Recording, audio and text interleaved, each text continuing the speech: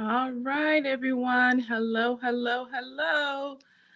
Hi, everyone. Just waiting to see that we have people on watching before we begin our wonderful, awesome show. We have something very exciting um, this today, and so just want to make sure everyone is on and live so we can have this discussion.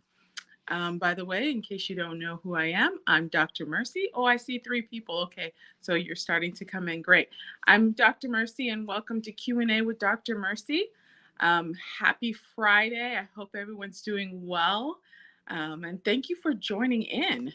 So, like I always like to start, want to ask, where are you guys viewing this broadcast from? So if you could write down in the comments section, where you're viewing us from, we'll greatly appreciate it. Again, I'm Dr. Mercy, and today is going to be a wonderful show. I actually have this is going to be a discussion show. I know we haven't had one of like this in a while.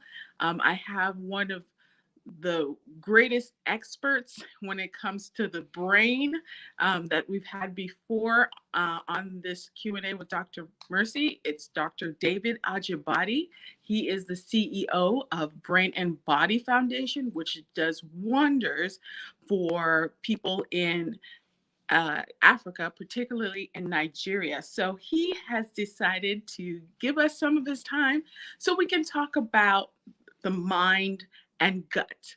There is a connection between the mind and your gut, and we wanted to discuss more about that. So it looks like people are writing in. So let me see. Hi, Kathy Church. You're from Cincinnati. Welcome, welcome. Patricia, how are you? Wisconsin, how are you? Um, Desiree Pearson, you're from Texas. Oh, welcome, neighbor. I'm here in Texas too. New York, great. Asheville, North Carolina, awesome. Hello, Atlanta, how are you? Okay. Spokane, Washington, I remember you. How are you? Nice, welcome. Thanks for joining. Maryland, Connecticut, Illinois, New Jersey. Okay, you're from Fort Lauderdale, Florida. Well, welcome. Welcome, everybody. Thank you guys for joining in. Again, I'm just going to talk about the topic. Today, we have a great topic on board. We are going to be talking about the mind and its connection with our gut. Of course, all the organ systems, there's a connection somehow, but just what is a connection between the mind and the gut? It's going to be very interesting dialogue. Um, Thank you. You call me beautiful. Thank you. It's going to be very interesting dialogue. And so let's jump right in. Um, like I said, our guest, Dr. David Ajibade, Mind and Brain and Body. I always keep on saying Mind and Body. Brain and Body Foundation. Let me bring him in and let's have this discussion. Hello, hello. Hi, how's it going? I'm doing well. Can you hear me? I Can can you? hear you. Oh, it looks Okay. like there's an echo here. Yeah, there's a little bit of a static. I hope this does not. I don't know if it's me. I have a computer right behind me, so let me turn that off. Maybe that will help with the static. Let me turn it off just a moment here. Thank you for joining in, Dr. Ajibade. And so Sure thing. I was telling our viewers about your foundation, Brain and Body Foundation. Can you discuss a little bit more about what you're exactly doing? Because you're doing a lot of wonderful things with that foundation, and I just wanted to let the viewers know. Can you hear me? Uh-oh. Hello? Can you hear me Can you hear now? me? Yeah, I can hear you. Can you hear me? Can you hear me now? Hello? I can hear you. I can hear you. Okay. It's not working. Okay. I was asking what I was asking about your Hello? foundation, the Brain and Body Foundation. You guys are doing a number of wonderful things in that foundation. And so I wanted to Hello? see if you can let can you hear me? Okay, how about now? Can you? Yeah. Okay. It looks like it seems like Okay. yeah, Can, let's can see. audience, can you guys hear us? I hope you guys can hear us. Can you hear me, Dr. David Ajibade? Yeah, I can hear you, but there's a bit of an echo. There's still a lot of an echo. Let me see if I can get my head. Okay. As he does so, we can continue on um, talking. And so, if you have any questions about the mind and the thank you, Teacher, thank you so much. If you have any questions about the mind and the gut connection, let us know. Also, I've been talking with you guys. It's been an awesome dialogue. If you have any health questions or health topics that you would want us to talk about in future sessions, also jot that down in the comment section as well, so that we could be able to talk about different various topics that you want to know more about. This is almost like a free consultation in a way, where we could talk about general topics. We just can't really talk specifically about your case, but we can talk about general topics. So feel free to jot down any other health conditions that you would want us to discuss. Dr. Ajibade, are you hearing me now? Yes, I can. Okay. Um, I think this static, we're just going to have to deal with it a little bit, because I don't know if there's any way to troubleshoot that. yeah. Okay. Okay, so as I was asking earlier, you have this wonderful foundation. It's called the Mind and Body Foundation. Excuse me, Brain and Body Foundation. I said I was not going to say mind, and then I say it. It's called the Brain and Body Foundation. Does wonderful things, especially for people in Africa. Could you just give a brief discussion exactly what your foundation is all about, so that people will know? Yeah, absolutely. Thank you for inviting me to the show. So it's called the Brain and Body Foundation. We started about 2015, so that's going on 8 years. Yeah. And we first started with children, with brain disorders like cerebral palsy, seizure disorders, autism. And I think the way we started was we went to the big national hospital in Abuja, which is the capital of Nigeria.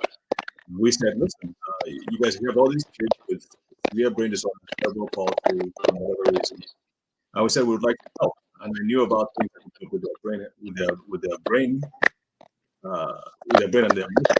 So we just went there. We just speak to the mothers, physical therapists, and we just gave them the omega bond or omega 3. Now the results we did not expect results like that we eventually saw. I mean, many of the mothers came back and they were like, "Wow, this have their kids in so many different ways. It's accelerated their development. It's helped to reverse some damage. Kids who couldn't walk began to walk, or couldn't crawl began to crawl, began to speak, they began to their emotional development opened up. So that was just the start of one of the wonderful things that happened. And so, with the help of our friends here in the U.S., we just kept on getting more and more nutrients and nutraceuticals. And just began to expand what we were doing.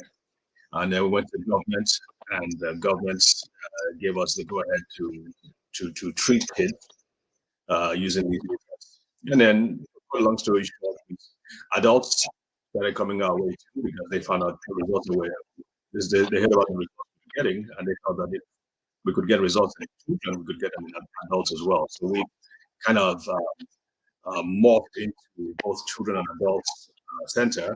So we treat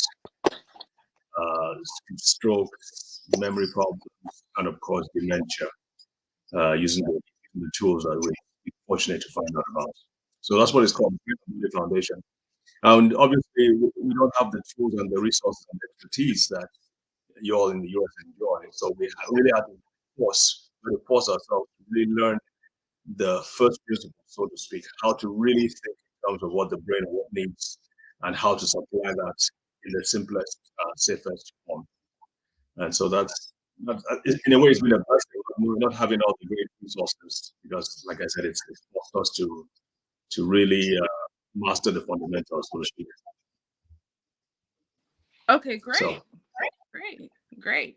Yeah, that's awesome. So, and if someone wants to know more about your foundation, what is the website that they can go to learn more? it's called the Brain Foundation, brainbodyfoundation.org, and it's on all social media platforms as well. So a lot of our Okay. information is there. Okay. Awesome. Awesome.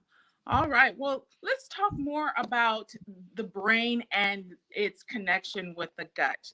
Can you still see when I do this? Am I Yeah. still visible to or no? I don't see you. Okay, that's fine. So, I'm sorry. It's because of the static. I'm trying to look for ways to. So, okay, let's talk about the brain and gut. Um, how is the brain and gut connected when it comes to bodily functions in general? Yeah, that's one of the big discoveries uh, of, I guess, the last 10 years or 20 years, 20 years. Um, so the gut really is called the second brain. Uh, it has more nerves than any other organ in the body than the brain. It has more nerves than the spinal cord. So it's extremely well innervated, and and there's a big connection between the brain and the gut. The primary connection is through a nerve called the vagus nerve. Nobody needs to remember that. But there are also other nerves that take information and nerve impulses back from the brain to the gut and the gut back to the brain. But the interesting thing is that 90% of the information is from the gut to the brain, as opposed from the brain to the gut. That's counterintuitive. You would think that it's the brain that should be given the bulk, the load, the largest share of information should come from the brain because the brain is the commandant, so to speak. So that you would think that the brain is the one supposed to be giving all the instructions, but it's really the other way around. The gut is giving feedback to the brain. And what does that mean in real life? It says that the the gut, so our food, our immune system, and we'll probably get to that later. But a lot of the things that we sense in our gut, even emotions, are transferred from the gut to the brain, and that's where it's processed. And we'll probably get to serotonin and dopamine and all that. But many of the feelings that we have, they sort of start in the guts, and then it's now translated to the brain. We always think it starts in the brain, but we're beginning to find out that it's really other way around. Hmm. So it's really the gut that influences the brain. Is that what you're saying? That's kind of what we're finding out. Yes, the gut Hmm. influences the brain. Yeah. So I was going to say that mental health, if you have any mental health issues such as stress or if you have depression, does that have any effects on gut health or it's really the gut health having effects causing you to have these, you know, mental health issues? So that you bring up a very interesting point. With the chicken or the egg, I think it's, and really the research bears that out. So obviously you have maybe someone disappoints you, you perceive, you have a sense of loss, you lost a loved one, that you perceive that in the brain, obviously, but that also translates to the gut. It affects the gut as well. It affects not just the digestive system, but it also affects what we call microbes in the gut. Um, but it's also the other way around too. If you're if maybe you're eating the wrong kinds of food, or you're not sleeping well, or your gut is in disarray, you're having constipation, or there are other things going on in your body that your mind may not perceive as. see, emotionally, it eventually does become emotion because of what is going on in your gut. So illnesses, we know things like cancer, for instance, the body begins to sense it even in the gut. There's something going on in the bodies even before your mind picks it up. So without getting too technical, it's two ways. You can sense something in your mind as a result of, like I mentioned, the way you thought, but you can also sense things in your gut as a result of chemical imbalances. And yeah, that's another example. Your hormonal imbalances can also result in gut problems, which can also translate to the brain. That's no problem. So, are you still getting a lot of static there?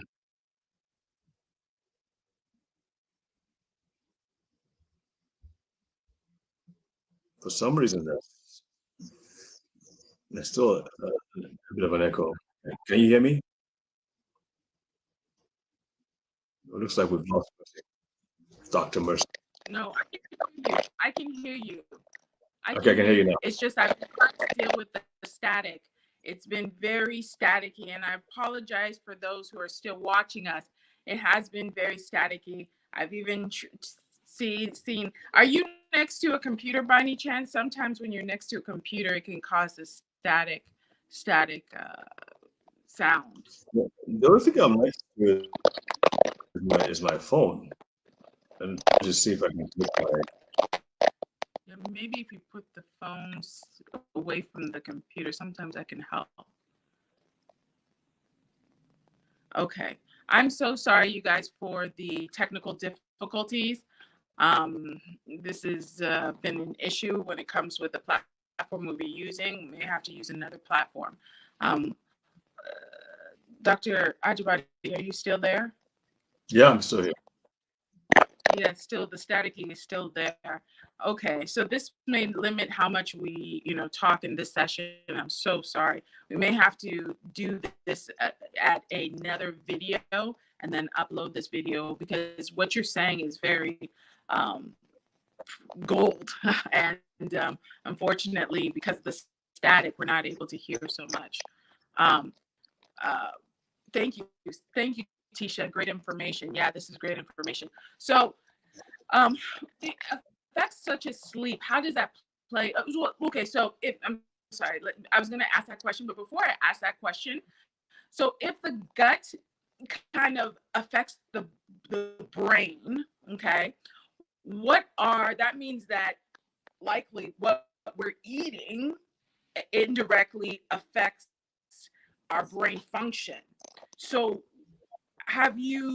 what are some of the foods that can help optimize our brain function through the gut? And what are some of the foods that, you know, obviously helps impair our brain function? And yeah, let me ask that question. Great question. So it really comes down to what we've always known, right? Eat your fruits, eat your vegetables, all vegetables and fruits. Because in the final analysis, it's about the health of your microbes, the good bacteria in your gut. And I think we don't emphasize that like we should, especially as medical practitioners. The microbes, and we have a lot of bacteria, not just bacteria, but the viruses and bacteria, viruses, fungi, other even worms. It's really a lot of stuff in there. But mainly bacteria. And they're now finding that we have as many, or even in some cases, twice as many bugs living in our bodies as we have human cells. And these bugs, especially the good ones, they need to be fed as well. But what they feed on is beneficial to us because they break it down into things that help our brain. You probably heard about ketone bodies, heard about the ketogenic diet as is the rave these days. But we can produce ketones in our bodies simply by taking uh, foods containing a lot of fiber, mainly soluble fiber. Well, our bodies can't digest them. Our bodies don't really need the fiber, but the microbes need them to survive. And once we give it to them, and most of these microbes are in the large intestine, and once we give it to them, they digest it and they produce all kinds of wonderful chemicals, including foreign bodies, which are very beneficial, anti-inflammatories, but they also help to feed the brain. I notice that whenever I take this fiber, I mean, I take fiber, I just get it man from Whole Foods. I don't bother buying all the salads and fruits and vegetables, although I should, but I like to shortcuts. So I get mine from Whole Foods, and it comes in fiber, it comes in flakes, and I put it with water. In fact, I have some here that I'm drinking. You probably can't see it. Okay, yeah, you can see that now. I mean, this is that's the fiber at the bottom, and I mix with something else, and it like I said, the bugs digest it, and they create and they make metabolites, which are extremely beneficial to the brain. Now, on the other hand, bad foods, processed foods, trans fats, um, what's the other one again? Trans fats and seed oils, canola oil, fried, all these fried oils contain a lot of omega 6 and very harmful chemicals, quite frankly. And then sweet stuff. There are bacteria that enjoy these things as well, but they're not so good bacteria, and they eat it and they eat it and they multiply, and they in turn also digest these bad stuff. They create bad stuff, create bad metabolites in our bodies as well, which can cause damage and harm to our brain. So it's better. We need to understand and know what is good for our bugs, so we can eat more of what's good for our bugs and avoid the things that are bad or the things that are bad for our good bugs. The things that the bad bugs we need to avoid that altogether. I hope that's not people feel. So great. Okay, great. Thank you so much. So I guess I'm going to, maybe ask this last question. And that is, as you're talking about what is good for, we need to eat more, what is good for our, our gut and the flora of our gut. How do we promote good health and gut health and good flora? What are some of the stuff you already gave an example of what you're drinking, which I couldn't hear because of the static. Can you say that again? What exactly were you drinking? It's called psyllium husk mix, and then I mix it up with a brain powder that I include. So and I do that in water and vitamin C, vitamin. Okay. But it's Is mainly there the a fiber. It's soluble fiber. is there a way you can introduce good flora or good bacteria into your system? Yes. So different companies have probiotics in pills or in capsules or in powders. Again, there's a lot of charlatans out there. So I would say 95% of what is out there is really not the best. You really have to select the right kinds. And it took me a while to get myself. So they're called probiotics. So there are different things that you have to look out for in a good probiotic. Okay.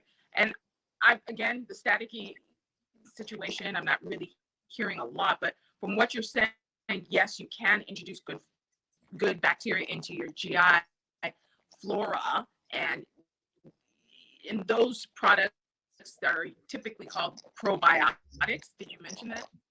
Yeah, probiotics. Yeah, and that you can see a lot. You can buy these probiotics in different stores, local stores nearby you. Sometimes these probiotics are in foods such as yogurt.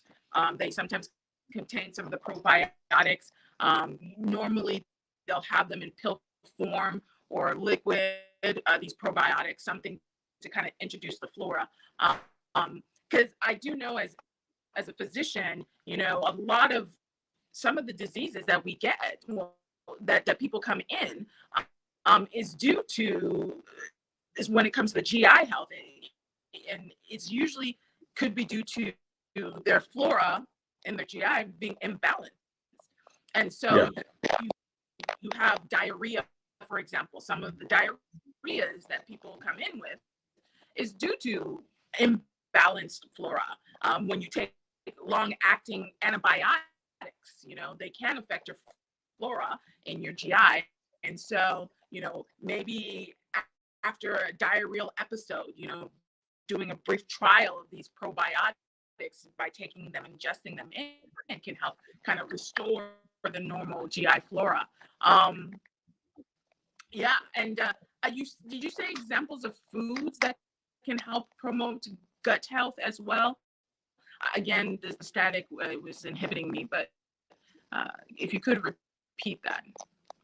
I mean, the foods that can promote gut health. That can good health, gut health, good gut health, which will indirectly promote brain health.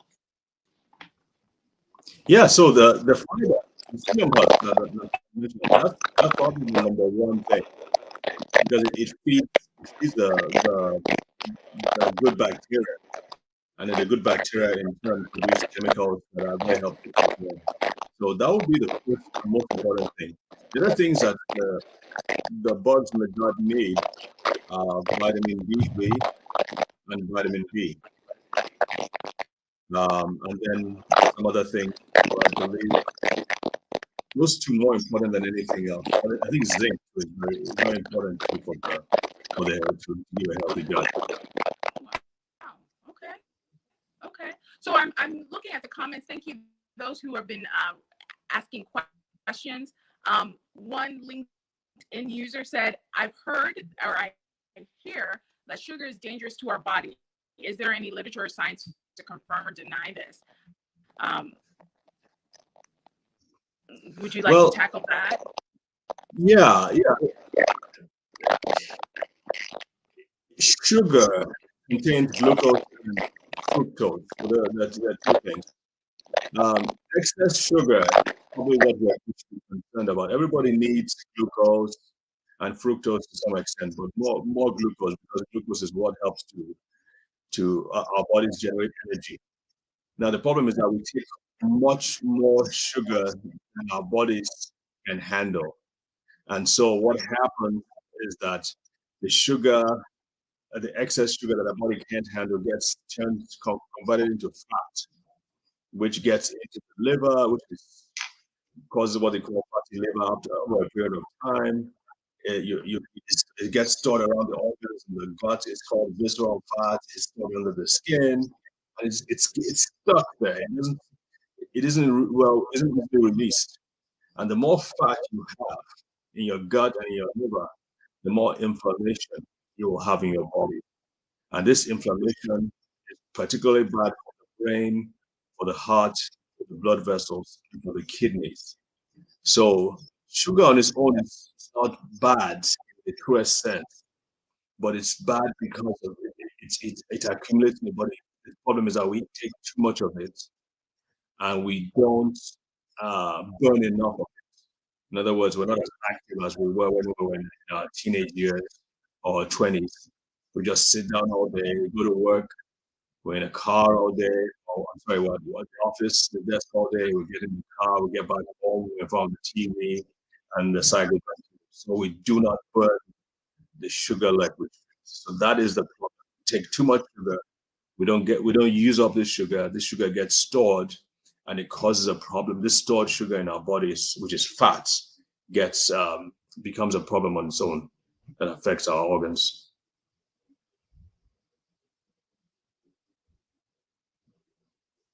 Okay, so not hearing you now. Did I? Looks like I'm muted. Am I muted too? I'm not hearing myself either.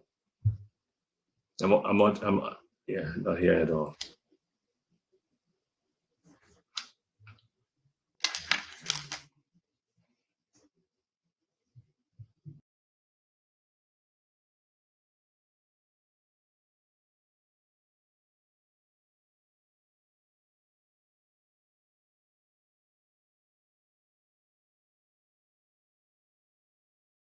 Okay. Thank you so much, David. Can you hear me, David? Now, can you hear me? Okay. Yeah. Let me add you back. Let me add you back to stream. I was because there's been just so many technical difficulties, and this is a very, very important topic. I'm really wanting to repeat this again because I could not hear a lot of the things that you said, so it's very difficult to go back and forth with you when I'm just hearing static. But hopefully the audience, some of the audience said that they were hearing it and it was very important information. So we're definitely going to have to do this again if you have time, please, because I think that this was really important. But we will record it and then just upload it. But thank you so much, Dr. Ajibade. I really, really appreciate your time. Thank you for being with us No problem. today. My pleasure. Okay. Take care. Bye. See you. Bye. So thank you guys so much for being with us. I'm sorry for the technical difficulties. We are going to figure out if we have to use another software. We will. It's just been very staticky, but this is a very, very good topic. Thank you, Dr. David Ajibade. Again, go to his Brain and Body Foundation. I believe it's www.brainandbodyfoundation.org, where you will be able to see a lot of what his foundation does. They do wonderful work. It's not actually only brain, they also deal with sickle cell disease. And they're doing this research for people in Africa and helping them to, get empowered with their lives, and wonderful, wonderful testimonies of the different improvements in the patients once they've used the different supplements and treatments that this foundation has given to these people, usually underserved people. So again, this is Dr. Mercy with Q&A with Dr. Mercy. Until next time, bye.